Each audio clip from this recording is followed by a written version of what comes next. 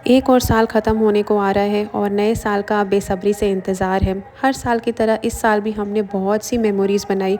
वो कुछ अच्छी हैं, कुछ बुरी है, कुछ नए लोग हमारे संग जुड़े और कुछ अपने बिछड़ गए। पर ख़ैर इसी का नाम तो ज़िंदगी है। ज़िंदगी तो किसी के लिए नहीं रुकने वाली, उसने तो आगे बढ़ते रहना है कुछ भी हो जाए। तो हम भी इस बड़े दिन को सेलिब्रेट करने के लिए आ गए थे कोलकाता के सबसे मशहूर पार्क स्ट्रीट एरिया में। जो कोलकाता में रहते हैं उन्हें पता होगा कि पार्क स्ट्रीट एरिया क्रिसमस और न्यू ईयर के लिए बहुत ज़्यादा फ़ेमस है। ऐसे तो ये अपने नाइट लाइफ़ के लिए तो बहुत ज़्यादा फ़ेमस है, पर ख़ास करके जब क्रिसमस और न्यू ईयर आता है तो ये एक अलग सा ही क्या मैं बोलूँ, एक अलग सा ही ये चमक जाती है। ये ऐसा लगता है एक नए जगमगाते हुए शहर में आप आ गए हो, जहाँ कोई अंधेरा ही नहीं है कभी। इतनी लाइटिंग होती है यहाँ पे, इतनी लाइटनिंग होती है और बहुत ही सुंदर लगता है। सिर्फ लाइट ही लाइट है और इतना रोशनी होके रखा है, ऐसा लगता है कि अभी कोई सुबह का टाइम हो। तो खैर ये रात भर लाइट चलती है, रात भर पूरे नया साल जब तक नहीं आए ये लाइट ऐसे ही रहती है और रात भर लोग यहाँ घूमते हैं क्योंकि यहाँ पे क्लब्स बहुत ज़्यादा है। और वैसे भी न्यू ईयर के टाइम पे बहुत पार्टियाँ होती है इस एरिया में, तो इसीलिए पूरा जगह ही जगमगाता रहता है। तो मैंने सोचा क्यों ना मैं भी इस मोमेंट का फ़ायदा उठाऊँ, एक छोटी-मोटी सी रील बना लूँ। तो यहाँ मैं रील्स बना रही थी और हमने अपनी स्कूटी भी एक जगह पार्क कर दी। ये तो शुक्र करिए कि पार्किंग मिल गई।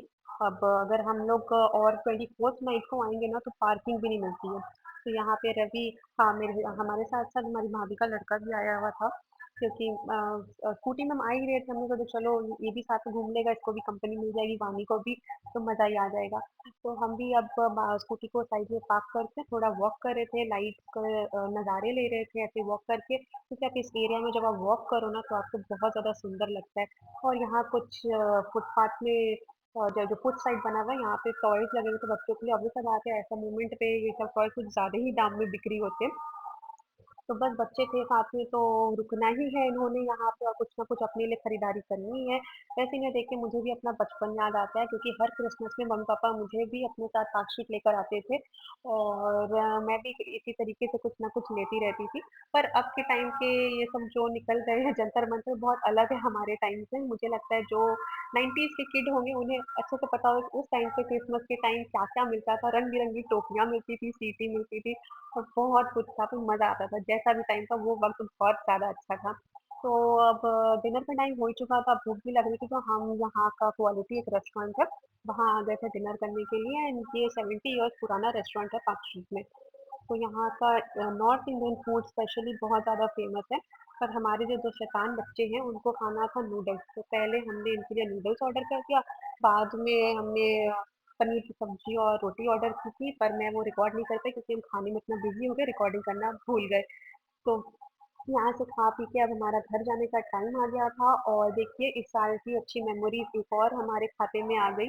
तो इन मेमोरीज़ के साथ हम निकल रहे हैं अब घर की तरफ एंड ऐसे तो इस एरिया में हम आते ही रहते हैं लेकिन क्रिसमस टाइम पे आना एक अलग ही फ़ील होता है। तो फिर एक नया साल होगा और फिर ऐसी लाइट लगेगी और फिर हम आएँगे पार्क स्ट्रीट में और एक और वीडियो के साथ आप सभी के लिए। फिलहाल के लिए जो वीडियो आपको मैंने अभी दिखाई है इनको इस वीडियो को बहुत सारा प्यार दीजिएगा, लाइक करिएगा, शेयर करिएगा एंड अच्छे-अच्छे कमेंट भी करिएगा एंड मेरी तरफ से आप सभी को मेरी क्रिसमस। Thank you.